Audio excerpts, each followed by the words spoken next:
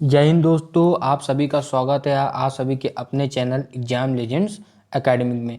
तो हमने ray optics chapter कल पूरा कर लिया था। आज पढ़ने वाले हैं वे ऑप्टिक्स। बहुत इंपॉर्टेंट चैप्टर है। चैप्टर 10 है आपके क्लास 12th फिजिक्स का। बहुत इंपॉर्टेंट है क्यों? क्योंकि इसमें आप वेव नेचर पढ़ोगे और जो हमारे ह्यून साइंटिस्ट हैं, ह्यून सब लोग जानते होंगे, ठीक है। और न्यूटन ने अपनी कुछ चीज़ें दी इसमें, कॉस्मोस थ्योरी, ये सब चीज़ें आज हमको पढ़नी है। मेनली आज हम लोग थ्योरी पढ़ेंगे और वेव थ्योरी का यूज़ करके ह्यूम्स ने कैसे आपका प्रूफ किया रिफ्लेक्शन, है ना, रिफ्रैक्शन प्रूफ कर दिया कि वेव नेचर से भी आपकी ये दोनों फिनोमेना लाइट के प्रूफ हो सकते हैं। इससे इन्होंने क्या किया, लाइट को प्रूफ कर दिया कि ये क्या है, वेव नेचर है। लाइट का क्या वेव नेचर भी है। तो ये इन्होंने प्रूव कर दिया, बहुत बड़ा ब्रेक थ्रू था, है ना। देखो जब उन्होंने न्यूटन के सामने डेसल, अभी देखो हम लोग आगे पढ़ेंगे पूरा, तब समझ में आएगा कि इतना टाइम क्यों लग गया वेव थ्योरी को एक्सेप्ट करने में। तो चलो कहानी की तरह पूरा चालू करते हैं। आपको इधर उधर का डिस्टर्बेंस बिल्कुल हटा के आराम से या तो कान में ईयरबड्स डाल दो या किसी अलग कमरे में आ जाओ और चैप्टर को स्टार्ट करते हैं। तो इसमें सबसे पहले हम वेव ऑप्टिक्स, और किसी को अगर बुक की मतलब वो चाहिए, ये जो पीडीएफ इसकी चाहिए, तो इसको आप स्कैन कर सकते हो। अब देखो इंट्रोडक्शन में इसमें क्या लिखा हुआ है। एनसीईआरटी क्यों चूज़ किया? अगर किसी के मन में आ रहा होगा कि एनसीईआरटी से क्यों पढ़ा जा रहा है। एनसीईआरटी सबसे बेसिक चीज़ है और उससे आपको हर चीज़ आराम से समझ में आएगी। तो एनसीईआरटी सबसे सही रहेगा आपकी पढ़ाई के लिए, और इससे अच्छी कोई चीज़ शायद ही हो सकती है, ठीक है। अब भाई एनसीईआरटी बेस है और ज़्यादातर जो सीबीएसई बोर्ड हो या यूपी बोर्ड हो, इसी को अपना बेस मान के चलते हैं, ठीक है। तो सबसे पहले इंट्रोडक्शन में देखो क्या लिखा हुआ है। In 1637, Descartes gave the corpuscular model of light and derived Snell's law. It explained the laws of reflection, refraction of light at an interface. The corpuscular model predicted that if the ray of light on refraction bends towards the normal, then speed of light will be greater in the second medium. This corpuscular model of light was further developed by Isaac Newton in his famous book entitled Optics, and because of the tremendous popularity of this book, the corpuscular model is very often tributed to Newton. अब इसमें इन्होंने क्या बताया कि इन 1637 जो डेस्कार्टेस ना, डेस्कार्ट सब लोग जानते होंगे, बहुत बड़े दार्शनिक भी थे, यानी कि फिलोसफर भी थे और साइंटिस्ट भी थे। इन्होंने स्नेल लॉ को प्रूव कर दिया था किसकी मदद से, वेव ने वो क्या कहते हैं पार्टिकल नेचर बता के, और रिफ्लेक्शन और रिफ्रैक्शन भी बता दिया था, ठीक है। इस जो नई थ्योरी, जो सबसे पहली थ्योरी आई थी जो पार्टिकल नेचर बता रही थी, किसका, आपके लाइट का, तो इसको पहले डेस्कार्ट्स ने अच्छे से बताया, लेकिन उसके बाद न्यूटन ने इसको बहुत अच्छे से अपनी बुक ऑप्टिक्स में बता दिया। तो कॉस्पुकुलर थ्योरी जो है वो मेनली किसके नाम से जानी जाती है, न्यूटन के नाम से, ठीक है। लेकिन इसमें एक बहुत बड़ा कैच होगा, वो भी हम लोग आगे देखो जानेंगे।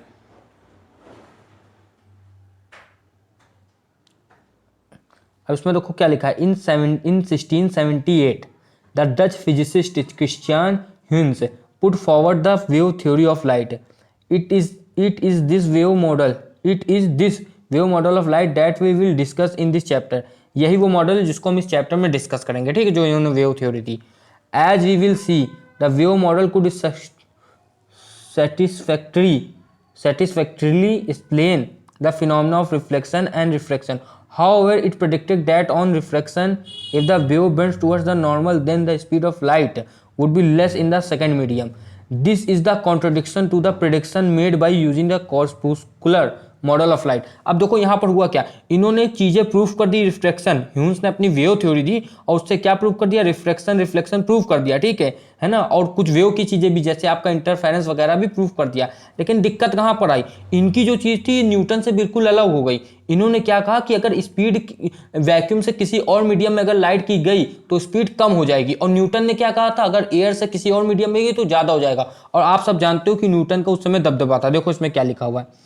It was much later confirmed by experiment where it was shown that the speed of light in water less than the speed in air confirmed the prediction wave model, ठीक। जब वेव मॉडल आ गया है तो बताया। Foucault carried out this experiment 1850 में पूरा पक्का हुआ, आप समझ लो, ठीक है। अब इसमें लिखा है the wave theory was not readily accepted primarily because of Newton authority।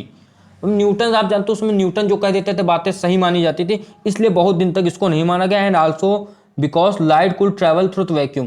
ये भी बहुत बड़ी बात थी कि लाइट जो है वो वैक्यूम से कैसे मतलब लाइट तो वैक्यूम से ट्रैवल कर लेती है, और लोगों का मानना था and it was felt that the wave would always require a medium to propagate from one point to another, है ना। जो वेव थी लेकिन उसका माना जाता था कि जो वेव है वो तो प्रोपोगेट करेगी, बिना मीडियम के कर ही नहीं सकती। जैसे हमारी कौन सी वेव है, सब लोग जानते हो इस समय, साउंड वेव। साउंड वेव जहां मीडियम होगा वहीं आवाज आएगी, ठीक है, स्पेस में साउंड नहीं है, ये बात है कि नहीं, तो वही लोग मानते थे।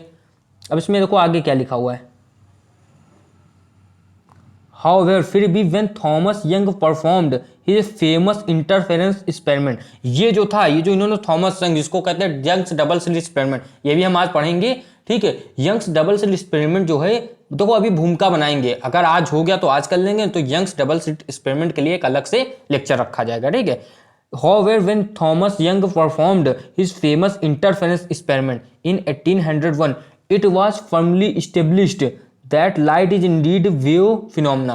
अब यहाँ पर क्या किया था, यंग्स डबल स्लिट एक्सपेरिमेंट हुआ था 1801 में, इन्होंने पक्का कर दिया कि ये कैसी वेव तो होती ही है लाइट, भाई पार्टिकल मान लो लेकिन वेव भी होती है, इन्होंने प्रूव कर दी। और ये जो था एक्सपेरिमेंट, ये फिजिक्स की दुनिया में नहीं, मतलब समझ लो जो यूनिवर्स के लेवल में बहुत बड़ी चीज की। क्यों? क्योंकि यहाँ पर इलेक्ट्रॉन की एक हरकत पाई गई कि अगर, मतलब ये इलेक्ट्रॉन के ऊपर मेनली एक चीज फोकस की गई, अगर आप इलेक्ट्रॉन को देखते हो तो वो कैसा बिहेव करता है एज अ पार्टिकल, और अगर इलेक्ट्रॉन को कोई ऑब्जर्व ना करे, अगर कोई ऑब्जर्वर ना हो तो वो कैसा आपको दिखेगा, as a wave nature presence दिखाएगा अपनी, ठीक है। तो इसमें मतलब समझ रहे हो ना, इसमें प्रेजेंट जो है वो समझना, जो फ्यूचर है वो पास्ट को अफेक्ट करता है। ये वाली थ्योरी बहुत फेमस है, अगर किसी को डिटेल में इसके बारे में पढ़ना है एनिमेशन से तो यूट्यूब में देख सकता है। मैं बस इतना ही आपको बताऊंगा कि यंग्स डबल स्लिट एक्सपेरिमेंट जो है ये फिजिक्स ही नहीं, पूरे यूनिवर्स के लेवल में बहुत बड़ी चीज थी, जो किसने परफॉर्म किया था, थॉमस यंग ने। देखो अब इसमें क्या लिखा हुआ है, द वेवलेंथ ऑफ, एक minute, the wavelength of visible light was measured and found to be extremely small. For example, the wavelength of yellow light is about 0. Yellow light बता रहे हैं, लाइट तो भाई 4-7 कलर है, आपको पता होगा, सातों से मिलकर व्हाइट हो जाता है, ठीक है। व्हाइट ओरिजिनली व्हाइट और ब्लैक कोई कलर नहीं माने गए, ठीक है, मेनली आप विबग्योर को कलर मानते हो। Yellow light is about 0.6 micrometer, ये वेवलेंथ है, आप देख सकते हो कितनी कम है। Because of the smallness of the wavelength of visible light in comparison to the dimension of typical mirrors and lenses, light can be assume to be approximately travel in straight line. तो light को क्या मान लिया गया, मतलब इतनी छोटी उसकी वेव थी कि उसको तभी ऐसा होता है कि लाइट वेव भी है पार्टिकल भी, क्यों? क्योंकि उसकी वेवलेंथ इतनी कम है कि उसको एज अ स्ट्रेट लाइन मान लिया जा सकता है, ठीक है। This is the field of geometrical optics, जो हमने रे ऑप्टिक्स में पढ़ा, which we had discussed in the previous chapter. देखो वही चीज लिखा है, indeed the branch of optics in which one completely neglect the finiteness of the on the wavelength called geometrical optics, and ray is defined as the path of energy propagation in the limit of wavelength tending to 0। भाई देखो geometrical optics वो चीज है जहां पर wave को माना ही जाता, कह देते हैं कि वेव जैसी कोई चीज है नहीं, तभी तो आप देखो पूरा रे के हिसाब से पढ़ रहे हो। लेकिन यहां पर जो है वेव ऑप्टिक्स में हम मेनली फोकस करेंगे वेव में, और लाइट को प्राइमली क्या मानेंगे हम लोग, वेव मानेंगे, ठीक है। अब यहां पर देखो क्या लिखा हुआ है, after the interference experiment of Young in 1800, for the next 40 years or so, many experiments were carried out involving the interference and refraction of light waves. These experiments could only be satisfactorily explaining by assuming light a wave model of light, ठीक है। Light को कैसा model माना गया, wave. Thus around the middle of 19th century, the wave theory seemed to be very well established। कब 19th century में wave theory को बहुत अच्छे से मान लिया गया। The only major difficulty was that since it was thought that wave required a medium for its propagation, how could light waves propagate through the vacuum? भाई लाइट, सूरज की आप जानते हो लाइट आती है, सूरज की लाइट सब लोग जानते हो आती है। अब सूरज या सन जो अपना है वो बीच में कैसे, वैक्यूम में तो लाइट कैसे आती थी, ये बहुत दिन तक बना रहा सवाल, ठीक है। इसको हल करने के लिए भी बहुत लोग आए। This was explained when Maxwell put forward his famous electromagnetic theory of light. Maxwell had developed a set of equations describe laws of electricity and magnetism, and using these equations he derived what is known as the wave equation, from which he predicted the existence of electromagnetic wave। तो देखो Maxwell सब लोग जानते होंगे क्या आपके Maxwell साहब को सब लोग जानते होंगे कि इलेक्ट्रोमैग्नेटिक वेव में इनका कितना योगदान है, कितनी सारी चीज़ें की इन्होंने। तो उसी से इन्होंने जो पूरा वेव इक्वेशन बनाई उसने अच्छे से एक्सप्लेन किया कि वे जो आपकी लाइट है ये कैसी है, ये आपकी इलेक्ट्रोमैग्नेटिक वेव, एक नई तरह की वेव है, ठीक है। उसमें देखो उन्होंने बताया किस तरह की ये वेव है। From the wave equation Maxwell could calculate the speed of electromagnetic wave in free space and he found, अच्छे से गौर से देखना, and he found that the theoretical value was very close to the measure value of speed of light. जो electromagnetic wave की जो speed आई है ना, वो बहुत पास थी किसके, आपके स्पीड ऑफ लाइट से। तो उससे एक ये कंक्लूजन निकलता है, एक निष्कर्ष निकलता है। From this he propounded the light must be an electromagnetic wave, thus the according to Maxwell light waves are associated with the changing electric. इसको अच्छे से आप लोग समझना भी। अब देखो मैक्सवेल ने क्या किया यहाँ पर, thus according to Maxwell light waves are associated with changing electric and magnetic fields. अब चेंजिंग इलेक्ट्रिक और मैग्नेटिक फील्ड का क्या यहाँ पर आश्रय है वो अच्छे से देखना। Changing electric field produces a time and space varying magnetic field. अगर चेंज करोगे इलेक्ट्रिक फील्ड में तो एक टाइम एंड स्पेस में एक चेंज होती हुई मैग्नेटिक फील्ड बनेगी, समझना अच्छे से, है ना। अगर आप इलेक्ट्रिक फील्ड को चेंज करोगे तो एक मैग्नेटिक फील्ड बनेगी। And a changing magnetic field produces a time and space varying electric field. और अगर मैग्नेटिक फील्ड को चेंज करोगे तो आपका कौन बनेगा, इलेक्ट्रिक फील्ड। तो इलेक्ट्रिक फील्ड को बना रही है मैग्नेटिक फील्ड और मैग्नेटिक फील्ड को बना रही है इलेक्ट्रिक फील्ड। दोनों के जरिए से जो बन रही है उसका नाम है इलेक्ट्रोमैग्नेटिक वेव। और इन दोनों से हमेशा परपेंडिकुलर होती है कौन, आपकी इलेक्ट्रोमैग्नेटिक वेव, ठीक है। द चेंज, ये तो पढ़ लिया ना, the changing electric and magnetic field result in the propagation of electromagnetic wave even in vacuum. अब ये जो वेव मैक्सवेल जी ने बताई वो भाई कहाँ चल सकती है, वैक्यूम में भी चल सकती है। और जो साउंड की वेव होती है जिसको हम लोग कहते हैं वो नहीं चल पाएगी, याद रखना। ये वेव चल सकती है, वो नहीं चल पाएगी, वो मैकेनिकल वेव में आ जाती है। इलेक्ट्रोमैग्नेटिक वेव अलग वेव है और मैकेनिकल वेव एक अलग वेव है। इतना बिल्कुल क्लियर है ना। In this chapter we will discuss the original formulation of ह्यून प्रिंसिपल, है ना, ह्यून्स या ह्यूजेंस आप बोल सकते हो, वैसे ह्यून नाम ज्यादातर लोग बोलते हैं, ह्यून principle and derive the laws of reflection and refraction. इस चैप्टर हम लोग क्या करेंगे, जो ह्यूजेंस ने अपनी थ्योरी दी, जो अपनी बातें बताई, उसको हम लोग इसमें पढ़ेंगे। और उनके जो लॉ उन्होंने दिया है ना, वेव फ्रंट वगैरह वाला अभी आगे आएगा, उसकी मदद से हम लोग रिफ्लेक्शन और रिफ्रैक्शन को डिराइव करेंगे, अभी वो आगे होने वाला है। In section 10.4 and 10.5, we will discuss the phenomenon of interference, which is based on the principle of superposition.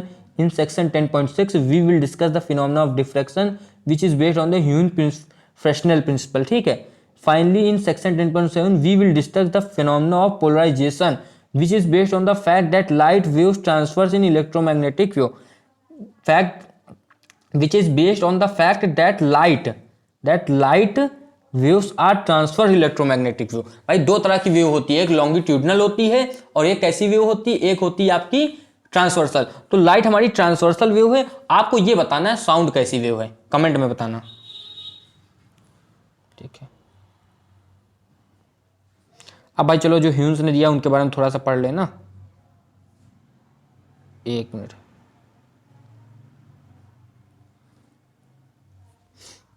तो ह्यूजन ने देखो क्या बताया, we would first define a wave front. अब देखो जो जो ह्यूजन ने बताया हम लोग वही की बात करने वाले हैं।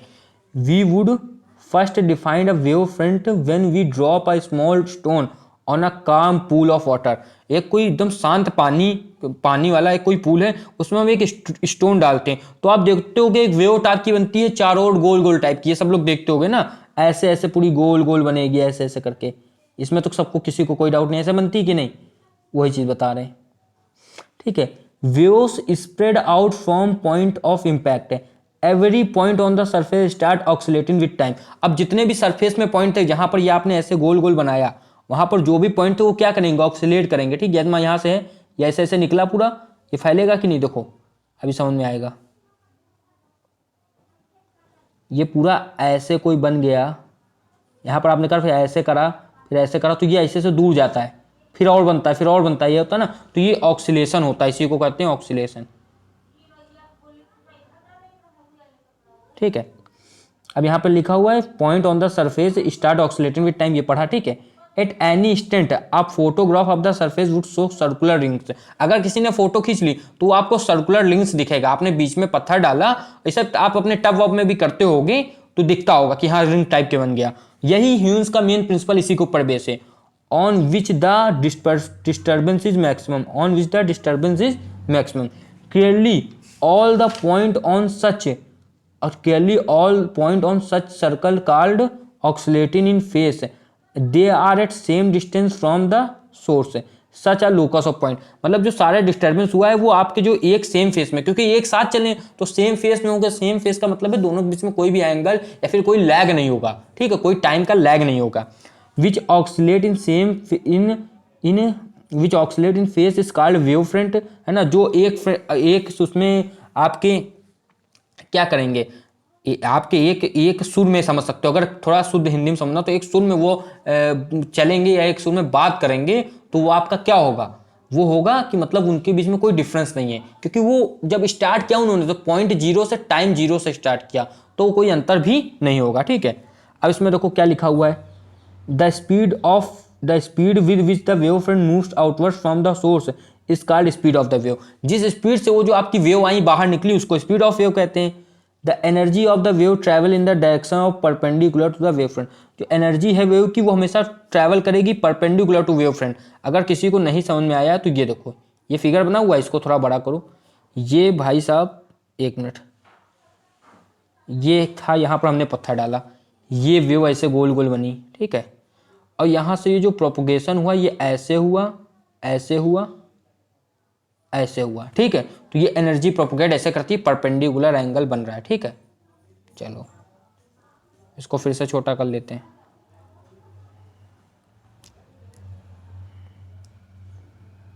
ऊपर फिगर तो समझ में आ गया ना। If we have a point source emitted waves uniformly in all direction, then the locus of point which have the same amplitude and vibrate in same phase are spheres, and we have what is known as spherical wave as shown in figure 10.1। 10.1 में आप देखोगे अगर कोई ऐसे ये बना हुआ है, ये देखो यहाँ पर ये ऐसे आपके स्क्वायर टाइप के बने हुए हैं या रेक्टेंगल टाइप के बने हुए हैं, तो इन पर जो वेव फ्रंट है वो ऐसे ऐसे आपके निकलेंगे, ठीक है। ये इन्होंने बताया है फिगर में। अब देखो यहाँ क्या लिखा है, at a large distance from the source small portion of the sphere can be consider as a plane and we have what is known as a plane wave. तो प्लेन वेव क्या होगी, मान लो कोई प्लेन है उसमें तो इसे एकदम सीधे सीधे वेव निकलती है। ये आपको फिगर में दिखाया हुआ है, ये देखो ये फिगर में दिखाया है। At a large distance from the source a small portion of spherical wave can be approximated by a plane wave. भाई मान लो हम कहीं दूर में आ गए तो एक टुकड़ा काट लिया है और वहां से अगर आपको देखना तो ये आप ऐसे ऐसे दिखा सकते हो, ठीक है। ये वेव को नहीं दिखा रहे, ये वेव का एक पार्ट को दिखा रहे केवल। अब देखो इसमें कुछ हमसे कंसीडरिंग कहिए करना है। Now if we know the shape of the wave front, the ह्यून principle allow us to determine the shape of the wave front at a later time t। Thus Hume's principle is essentially a geometrical construction which given the shape of the wave front at any time allow us to determine the shape of the wave front at later time. Let us consider a diverging wave f1 f2 this represent the portion of the spherical wavefront at time equal to 0, ठीक है। अब देखो इसमें थोड़ी सी जो English लिखी है अगर किसी बच्चे को नहीं समझ में आ रही तो आओ सीधा इससे समझते हैं। बहुत नॉर्मल सी चीज़ लिखी हुई है, लेकिन मुझे पता है बहुत बच्चे वो एनसीईआरटी क्यों नहीं पढ़ते, क्योंकि लिखी हुई चीज़ उन्हें नहीं समझ में आती। तो डायग्राम समझने की कोशिश करो। इन्होंने कहा है कि एक हमने वेव फ्रंट ले लिया है, ये ले लिया है जिसको नाम दिया है f1 f2, ये नाम दिया हुआ है, ठीक है, ये नाम दिया हुआ है। अब उसके आगे देखो ये चीज़ बताई कि नहीं आपको, ठीक है। नाउ अकॉर्डिंग टू ह्यून प्रिंसिपल, अब ह्यून प्रिंसिपल कुछ कहता है वो जान लो फिर अच्छे से समझ में आएगा।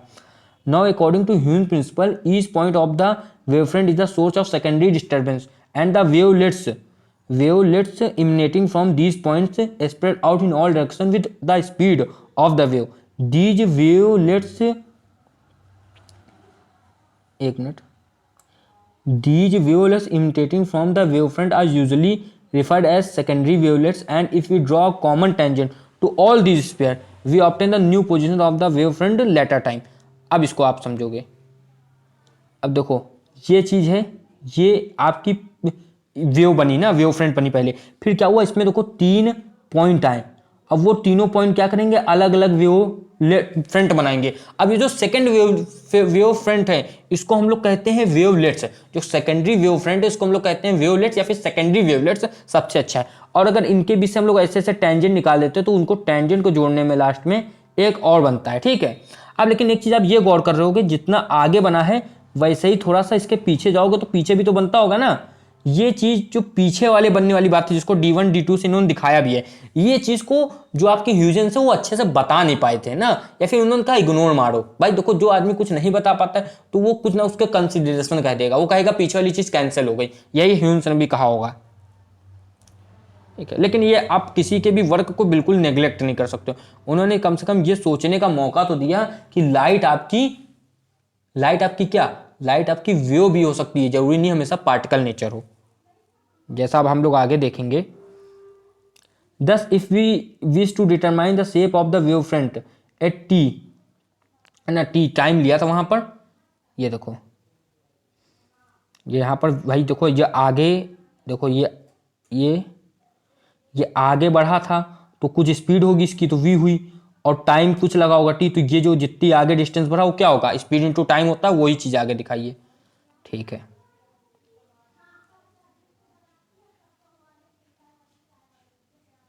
एक minute. Thus, if we wish to determine the shape of the wavefront at t equal to tau, है ना, टाइम है, we draw a sphere of radius vt from each point on the spherical wavefront, where v represent the speed of the waves in the medium. If we now draw a common tangent to all these spheres, we obtain the new position of the wavefront at t equal to tau. The new wavefront shows as g1 in figure 10.2। अभी हमने ऊपर पूरा देख लिया, spherical with point O as the centre, ये चीजें बता रहे हैं, ठीक है। ओ जो है हमारा उसमें क्या था, सेंटर का, देख लो, ओ जो था सेंटर था। अभी कह रहे अगर हमको बनाना है तो हम एक गोला बना के आगे बना सकते हैं, वो चीज तो हमने बताई दी आपको, ठीक है। इसमें लिखा है, ये देखो D1 D2 भी पीछे हैं, जिसको क्या किया, Hyun argued the amplitude secondary valued in maximum in the forward direction and zero in the backward direction, ठीक है। इनकी बात ये मान सकते हो, ये कोई इंपॉर्टेंट चीज आपकी इतनी नहीं है, ठीक है। अब जो मेन यहाँ से आ गया वो देखना, मेन क्या है, रिफ्रैक्शन एंड रिफ्लेक्शन, एक minute, reflection and reflection of plane waves using ह्यून प्रिंसिपल, ठीक है। ह्यून का प्रिंसिपल यूज करके हमें क्या बताना है, रिफ्लेक्शन और रिफ्लेक्शन प्रूफ करना है कुल मिलाकर, ठीक है। अब reflection of a plane wave, देखो रिफ्लेक्शन कैसे होगा, पहले तो reflection of a plane wave, we will now use Huynh principle to derive the laws of reflection. Let PP dash represent the surface separating medium 1 and medium 2, represent the surface separating medium 1 and medium 2 as shown in figure, अभी अच्छे से हम देखेंगे नीचे, ठीक है, या फिर कहो तो साथ साथ में देख ले, चलो। अब देखो इसमें क्या किया है, देखो अच्छे से पहले ऊपर पढ़ना, ऊपर जो लिखा था हमने दो मीडियम को सेपरेट कर दिया है PP डैश लाइन से, ये जो PP डैश लाइन थी इससे हमने दो मीडियम को सेपरेट कर दिया है, इसको मीडियम 1 नाम दिया, इसको मीडियम 2, इसको डेंसर मान लिया है, इसको जो है हमने डेंसर मान लिया है, डेंसर मान लिया, ठीक है, याद रखना। अब इसके बाद इसमें कुछ किया है, देखो क्या बताया, let V1 and V2 represent the speed of light in medium 1 and 2, ठीक है।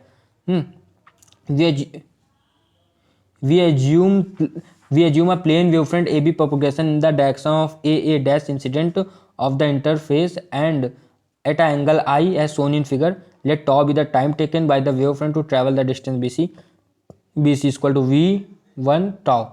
अगर किसी को नहीं समझ आया तो ऑफ फिगर से समझा जाए, ठीक है। देखो इन्होंने कहा है भाई ए डैश जो है ये यहाँ पर एक वेवफ्रंट आपकी आई, ठीक है, ये आई, और ये भी आपकी एक आई, ये भी आई, ठीक है। यहाँ पर क्या होगा, ये अंदर जाएगा कि नहीं आपको पता ही है, ठीक, ये चीज़ अंदर जाएगी। अब सबको पता है, मान लो कोई वेव फ्रंट है वो सेकेंडरी डिस्टर्बेंस करता है कि नहीं करता, जो कि 90 डिग्री में होगा, तो 90 डिग्री ये ऐसे यहाँ पर जा सकता है, किसी को इसमें कोई प्रॉब्लम हो तो बता सकता है, इसमें किसी को कोई प्रॉब्लम नहीं होगी, ठीक है। अब ये कौन सी थी, ये आपकी कौन सी थी, इंसिडेंट वेव फ्रंट है, और देखो यहाँ पर ये जो था ये रिफ्लेक्ट करता है यहाँ पर जाके, है ना, रिफ्लेक्ट करता, तो ये आपकी कैसी वेव है, यहाँ से जो निकलेगी, यहाँ से ये जो यहाँ से निकली ये आपकी कैसी है, इसको कहेंगे रिफ्लेक्टेड वेव फ्रंट ना, ये तो लिख ही लोगे, रिफ्लेक्टेड वेव फ्रंट। अगर कोई नहीं समझा तो अभी समझेगा, देखना। दो पहले तो हमको कौन सी, एक तो ए डैश यहाँ पर गई, इस पॉइंट पे आ गई, ये थोड़ा सा उधर से आ रही तो देखो इसको इतना ये गैप एक्स्ट्रा चलना पड़ेगा, ये चीज़ जो है ये चीज़ एक्स्ट्रा चलनी पड़ी, एक मिनट, ये चीज़ एक्स्ट्रा चलनी पड़ी, बीसी जो ये इतना एक्स्ट्रा चलना पड़ा, यहाँ से दोनों ने स्टार्ट सेम ही जगह से किया था, ठीक है। अब इसके बाद देखना यहाँ पर जैसे ये मीडियम आया तो यहाँ पर इंसिडेंट बना और ये बेंड कर गई टूवर्ड्स नॉर्मल, क्यों? क्योंकि ये रेयर से डेंसर के पास जा रही, यहाँ पर किसी को कोई तकलीफ नहीं होगी, ठीक है। अब यहाँ पर ये कह रहे हैं कि V2 जो है जाहिर सी बात है छोटा होगा V1 से, क्यों? क्योंकि ये बेंड कर गया ना, इसलिए, ठीक है। इसके बाद मेनली जो है हमको क्या प्रूफ करना है, आप सब जान लो, यहाँ से बस हमको देखो ये फिगर सबको समझ में आया कि नहीं, आ गया होगा, इसमें किसी को कोई तकलीफ नहीं, ठीक है। ये जो है ये स्पीड होगी BC के यहाँ तक जाने की तो V1, और ये टाइम कितना लगा इसको एक्स्ट्रा चलने में T, ये तो किसी को इसमें प्रॉब्लम नहीं है। अंदर जो है इसको इतना चलने में कितना लगा, तो अंदर की भाई वेलोसिटी है तो टाइम यहाँ पर भी सेम ही लगेगा, क्योंकि जितनी देर में यहाँ से यहाँ आएगा उतनी देर में यहाँ से यहाँ आएगा, क्यों? क्योंकि स्टार्ट उन्होंने सेम ही समय में किया है, बस ये बात है। तो अब इसको बस यहाँ पर सॉल्व ही किया होगा मेरे हिसाब से, हाँ। अब जैसे इन्होंने कहा आपको देखो रिफ्लेक्शन तब एक ही लॉ प्रूफ करना है, स्नेल लॉ, तो स्नेल लॉ प्रूफ करने के लिए सिंपल सी बात है, इन्होंने साइन आई और साइन आर की वैल्यू निकाल ली और आपस में देखेंगे इनको कैसे क्या हो सकता है, ठीक है। ये देखना है केवल sine i upon sine r, ठीक है। साइन आई की वैल्यू देखो इन्होंने क्या निकाली है, साइन आई जो है वो BC अपॉन AC हो सकता है भाई। साइन आर जो है, अच्छे समझना, साइन आर जो है आपका, पहले साइन आई देख लेते हैं, साइन आई ना, साइन आई जो है वो आपका क्या BC अपॉन, अच्छे समझना, BC अपॉन आपका AC हो सकता है कि नहीं, हो सकता है कि नहीं, बिल्कुल हो सकता है, क्यों? समझना भाई, यहाँ पर ये एंगल ये है, इसके हिसाब से ये इसके सामने वाले के हिसाब से ये क्या हुआ आपका परपेंडिकुलर, समझना, ठीक है। और ये क्या हुआ बेस, सामने वाला हमेशा परपेंडिकुलर होता है और ये बेस, ये आपका क्या हुआ हाइपोटेनस, तो उस हिसाब से ये क्या हुआ, साइन आई की वैल्यू BC अपॉन AC बिल्कुल करेक्ट है, इसमें कोई दिक्कत नहीं, ठीक है। इसकी वैल्यू भी इन्होंने धर दी, ठीक है। अब साइन आर जो यहाँ कह रहे AE अपॉन AC हो सकता है या नहीं, चलो देखते हैं। AE अपॉन आपका क्या था AC, तो साइन आर जो था ये AE अपॉन AC हो सकता है, बिल्कुल हो सकता है, ठीक है भाई। ट्राइंगल लिया है, दो ट्राइंगल ले लिए, पहले ट्राइंगल नाम ABC था, और दूसरे का AEC है, बस ये याद रखना। तो ये भी इन्होंने कर लिया इतना, ठीक है। अब एक चीज़ देख लो आप लोग, where i and r are the angle of incidence reflection respectively, thus we obtained, भाई एंगल ऑफ इंसिडेंस और रिफ्लेक्शन है तो दोनों आपस में इक्वल होंगे, जो कि हम लोगों को पता है भाई, रिफ्लेक्शन का यूज़ करना है ना। तो sine i upon sine r जो है उसको हमने रखा आपस में, ठीक है। इक्वल है कि नहीं उससे हमको मतलब नहीं, sine i upon sine r रखा हमने, तो ये आ गया भाई, ये सब कटेगा, ये टॉ से टॉ कटेगा, AC से AC कटेगा, V1 अपॉन V2 आ गया। अब सब लोग जानते हैं V1 अपॉन V2 जो है ये आपका स्नेल लॉ है। अगर किसी को नहीं समझ में आ रहा तो 1 अपॉन V1 जो आप लिख सकते हो 1 अपॉन N1, और V2 जो लिख सकते हो 1 अपॉन N2, तो आपका आ जाएगा N2 अपॉन N1, यानी कि N21 रिफ्रैक्टिव इंडेक्स में हम लोगों ने पढ़ रखा है N21। अब sine i upon sine r N21 यानी कि रिफ्रैक्टिव इंडेक्स है, यही तो प्रूफ करना होता है, तो ये आपका प्रूफ हो जाएगा यहाँ से। देखिए यहाँ पर भी वही चीज़ लिखी है, ये वही चीज़ लिखी हुई है, ठीक है। उसको लैम्डा के फॉर्म में भी आप कर सकते हो भाई, लैम्डा जानते हो उसकी वैल्यू क्या होती है, सबको पता होगा लैम्डा, इसमें किसी को कोई वो नहीं है, ठीक है भाई। फ्रिक्वेंसी क्या होती है आपकी, फ्रिक्वेंसी जो होती है वो क्या होती है V लैम्डा, ये सबको याद है कि नहीं, इसमें किसी को शायद ही दिक्कत हो। तो अब इसमें ये चीज़ तो आपकी इतनी हो गई, ठीक है। तो यहाँ से देखो इन्होंने सॉल्व भी किया, ये वही तो हम सोच रहे थे। फ्रिक्वेंसी जो होगी आपकी, फ्रिक्वेंसी को ऐसे दिखाते, एक मिनट, जो फ्रिक्वेंसी अगर आए तो फ्रिक्वेंसी को ऐसे दिखाना और V बाई लैम्डा ये रहेगा, ठीक, ये होता है। तो यहाँ से आप ये चीज़ देखना, अगर ये किसी दूसरे मीडियम में जाते हैं तो स्पीड और वेवलेंथ जो है वो तो डिक्रीज कर जाती है, ठीक है, लेकिन क्या होता है जो फ्रिक्वेंसी है वो सेम रहती है। देखो यहाँ पर लिखा हुआ है फ्रिक्वेंसी सेम रहती है ना, फ्रिक्वेंसी सेम रहती है। अब हमें देखना है रिफ्लेक्शन अच्छे समझ में आया कि नहीं। Reflection at a rare medium, अगर यही चीज़ रेयर मीडियम के लिए होगा तो सब कुछ चीज़ें सेम रहेगी, फिर डायग्राम में क्या होगा, डायग्राम में थोड़ा ये दूर की तरफ बनेगा, ठीक है, बाकी कुछ भी नहीं है, थोड़ा दूर की तरफ बनेगा, बाकी सब सेम रहेगा, बस ये आपका थोड़ा दूर की तरफ बनेगा और कुछ भी नहीं है इसमें। अब V2 अब की बार बड़ा हो जाएगा V1 से, बस ये भी हो जाएगा, बाकी सेम है, तो इसमें बात करने की कोई तुक नहीं बनता है। अब हमें देखना क्या है, reflection of a plane wave by a plane surface, reflection of a plane wave by a plane surface, ठीक है। प्लेन वेव मतलब नॉर्मल वेव, अगर किसी को इसमें कंफ्यूजन हो। आपसे कहा है we consider a plane wave A B incident at angle i on a reflecting surface M N. If we represent the speed of the wave in the medium, if tau represent the time taken by the wavefront to advance from the point B to C, the distance BC कितना आपको दिया है VT. अभी सब समझ में आएगा, figure देख रहे हैं.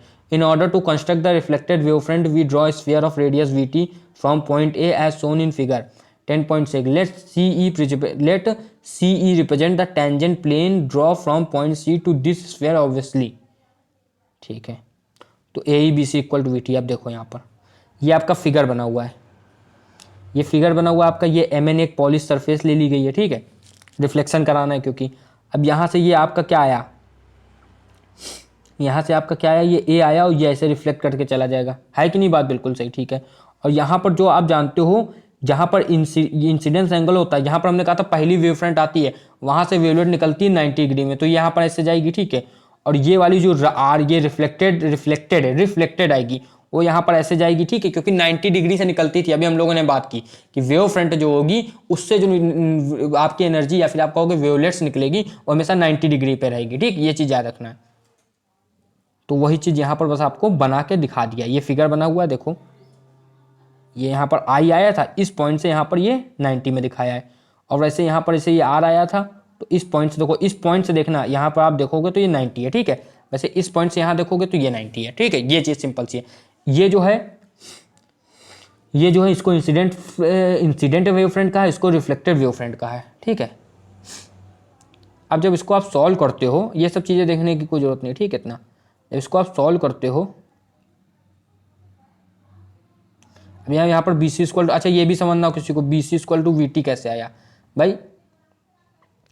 BC को कुछ चलने में वहाँ देखो यहाँ तक तो ये दोनों ऐसे साथ में, और उसको एक्स्ट्रा चलने में कुछ टाइम लगा होगा, तो वो मान लिया वेलोसिटी उसकी V थी वेव फ्रंट की, और टाइम लगा टाउ, तो ये हो गया.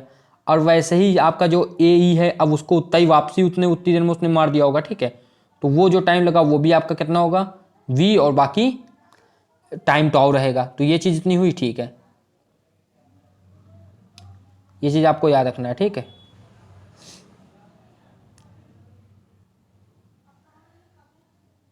रिफ्लेक्शन VT, ये चीज़ इतनी हो गई.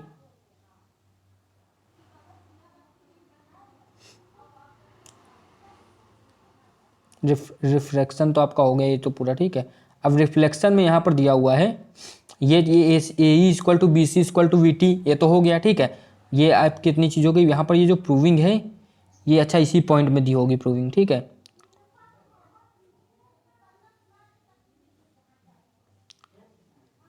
प्रूविंग आपकी यहाँ पर साइड में ही. अच्छा देखो इसमें जो है क्या कहते हैं, हमारे हिसाब से शायद तक NCERT में नहीं दी हुई है प्रूविंग, तो हम अपने तरफ से बता देंगे, उसमें कोई आपको टेंशन वाली बात नहीं है. देखो बता रहे हैं, ठीक है भाई. देखो NCERT पढ़ा है, बस ये होता है ना कभी कभी चीज़ें नहीं शायद तक इसमें ना दी हो, क्योंकि भाई हम लोग अलग अलग तरह की बुक भी पढ़ते हैं. तो देखो इसमें प्रूफ करना है, ठीक है. इसमें दिया है, मतलब इसमें दिया कैसे है, इसमें बता दिया होगा कि आप प्रूफ कर सकते हो, लेकिन बताया नहीं है, समझ रहे हो. थ्योरी वाइज लिख दिया. ये दो ट्राइंगल ले लोगे आप आराम से, ये यहाँ पर 90 डिग्री है, ठीक है. ये यहाँ पर अपोजिट एंगल सेम है, तो सिमिलरिटी का जो क्राइटेरिया होता है उससे I इक्वल टू R हो जाएगा इक्वल, और यही आपको बताना है इनको. तो इसमें तो कोई प्रॉब्लम नहीं, ठीक है. यही चीज़ है, बस प्रूफ कर लोगे आराम से. अब भाई coherent and incoherent another coherent and incoherent addition of waves, ये क्या आ गया, ये हमको आगे देखना है, ठीक है. उससे पहले हम लोग क्या करेंगे, उससे पहले coherent and incoherent addition of source. अब ये कोहेरेंट और इनकोहेरेंट आपको अभी बिल्कुल ना समझ में आ रहा हो, लेकिन बस 2 मिनट देना, अभी सब कुछ समझ में आएगा, ठीक है. इसमें लिखा हुआ है, इसको बड़ा कर लेते हैं, ठीक है. In this section we will discuss the interference pattern produced by the superposition of two waves. You may recall that we had discuss the superposition principle in chapter 14. ये हम लोगों ने पढ़ा होगा चैप्टर 14 में ना, जो वेव वाला चैप्टर था, of class 11th textbook. Indeed, the entire field interference is based on the superposition principle. Superposition principle क्या होता है, जब एक वेव के ऊपर दूसरी वेव आती है तो कभी कभार इंटरफेरेंस करती है, कभी कभार डिफ्रैक्स वो आपका कभी कभार देखो कंस्ट्रक्टिव इंटरफेरेंस होता है, कभी कभार डिस्ट्रक्टिव इंटरफेरेंस होता है। तो वही चीज़ में बताइए कि ये होता है नॉर्मली, ठीक है, हम लोग 11th में भी पढ़ चुके हैं। एक principle according to which a particular point in the medium the resultant displacement produce by a number of waves in the vector sum of the displacement produce by each wave. ठीक है भाई, जो ईच वेव प्रोड्यूस करेगी वो क्या होगा आपका, मतलब जैसे मान लो ईच वेव जो है आपका वो कुछ ना कुछ डिस्प्लेसमेंट कर रही है, तो वेक्टर सम करना होगा, क्योंकि डिस्प्लेसमेंट जो होती है आपकी एक वेक्टर क्वांटिटी होगी जो वेव की डिस्प्लेसमेंट होगी। ठीक है, ये पता होगा सबको। अब यहाँ पर कह रहे हैं कंसीडर करो दो नील, भाई देखो दो नीडल हमने कंसीडर किया S1 और S2, ये क्या है कंसीडर करो, ठीक है, ये अभी आपको फिगर दिमाग में रखना है, 1 मिनट। अब यहाँ क्या है consider two needle S1 and S2 moving periodically up and down in an identical fashion in a trough of water. They produce two water waves at a particular point. The phase difference between the displacement produced by each of the wave does not change with time. Face नहीं change किया जा रहा, दो needle को रखा गया है, ठीक है, और उनका फेस नहीं चेंज किया जा रहा। When this happen to the surface when this happen the two sources are said to be coherent. अगर दो नीडल या दो कोई सोर्स रखे जाएं और दोनों का फेस ना चेंज हो, फेस सेम हो, तो उनको हम लोग कोहेरेंट सोर्स कहते हैं। ठीक है, अगर the position of crest and trough है ना at a given instant of time considered a point P, ये हमारा क्या होगा, सेम होगा। ट्रफ और जो आपका क्रेस्ट है वो आपका क्या होगा, ये गिवन होगा। कैसे, ऐसे कोई पॉइंट देखो यहाँ पर पी मान लिया, अब पी से ऐसी होगा मामला कि पी से दोनों आपस में इक्वल होंगे, यानी कि S1P जो होगा इक्वल होगा S2P के। ठीक है, अब यहाँ पर क्या लिखा है, since the distance S1P and S2P are equal, waves S1 and S2 will take the same time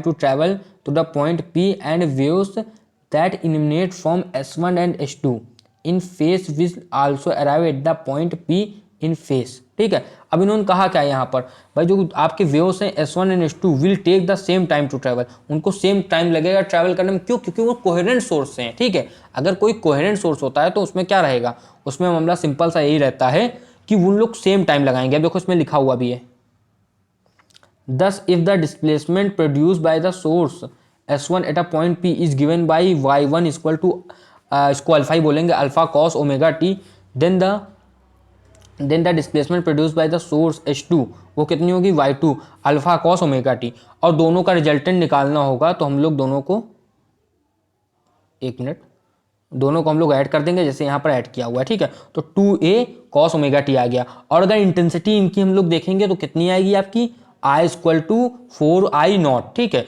I0 आएगी। अब ये क्यों आई है, क्योंकि भाई इंटेंसिटी जो होती है वो आपके एम्पलीट्यूड का स्क्वायर होती है, नॉर्मली याद रखना। ठीक है, ये चीज़ याद रखना है। अब इसमें यहाँ पर लिखा हुआ है when I0 represent the intensity produce by each one of the individual source, I0 is proportional to a square. In fact at any point on the, अभी मैंने बताया, on the perpendicular bisector of S1 S2 the intensity will be 4I0। ठीक है, इतनी ही होगी, याद रखना है। The two source are said interfere constructively and we have what is referred as a constructive interference. ठीक है, अगर भाई देखो जैसे मान लो यहाँ पर दिया हुआ है, यहाँ पर ये कितनी 9 पॉइंट आपकी कितनी थी, यहाँ पर ये 7 है और ये 9 है। अब इससे इस वाली से इससे हमको ये हटाना होगा। ठीक है, तो जो आपकी वैल्यू आ रही है अगर वो पॉजिटिव लैम्डा के उसमें आ रही है, ये आपका पाथ डिफरेंस है, ये पाथ डिफरेंस है ना, दोनों के बीच में कितना डिफरेंस है, तो ये पॉजिटिव आता है तो कंस्ट्रक्टिव होता है, और ये निगेटिव आती है वैल्यू तो आपका कहता होता है डिस्ट्रक्टिव होता है। अब यहाँ पर ये जो है इसकी वैल्यू 4, ये जो इसकी वैल्यू आई आपकी कितनी 4 ए कॉस ब्रैकेट में आपका क्या है ओमेगा टी, ये एंगल होता है। ठीक, ओमेगा टी माइनस 4 पाई। ठीक है, याद रखना। ठीक है, अब ये 4 पाई क्यों आया, क्योंकि हमने 2 लैम्डा को जो है यहाँ पर 2 लैम्डा को 4 पाई कंसीडर करके रखा है, वैसे यहाँ पर ये वैल्यू आई है। ये तो आपको समझ में आया होगा। ठीक है,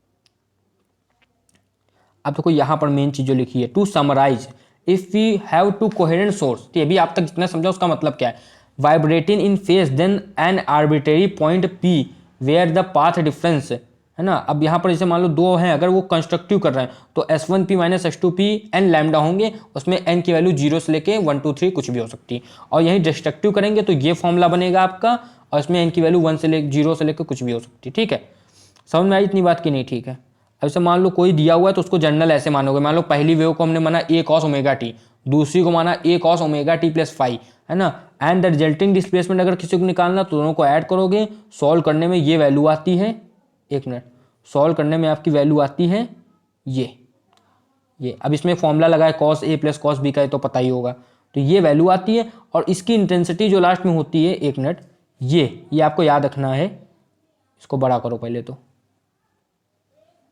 ये आपको वैल्यू याद रखनी है 4i0 cos स्क्वायर 5/2। वहाँ भाई कॉस की जो वैल्यू है, आप लोग सोच रहे होगे कैसे हो गई, तो नॉर्मल अगर फंक्शन दिया होता है तो कॉस का जो पीरियोडिक वैल्यू होती है वो 1 हो जाती है यार, ठीक है। लेकिन यहाँ नॉर्मल, यहाँ क्या एंगल हमको पता भी नहीं है, इसलिए ये चीज़ ऐसे हुई है। समझ में आ गई इतनी बात आप लोगों को? बिल्कुल ठीक है। अभी कंस्ट्रक्टिव के लिए देखो, ये आपका फाई की वैल्यू दी है, अगर कंस्ट्रक्टिव है तो वैल्यू आप ऐसे रखोगे 0 या फिर +-2π या फिर +-4π इवन है, नहीं तो और रखोगे, ये यहाँ पर वैल्यू है। अब देखें इसमें आपका क्या है, अब देखो मेनली हमारे पास क्या आ गया, interference of light waves and Young's experiment आ गया, ठीक है। तो ये देखो अगर हम लोग चाहें तो अभी ज़्यादा तो बचा नहीं है, इसको अभी यहाँ पर कर भी सकते हैं, ठीक है।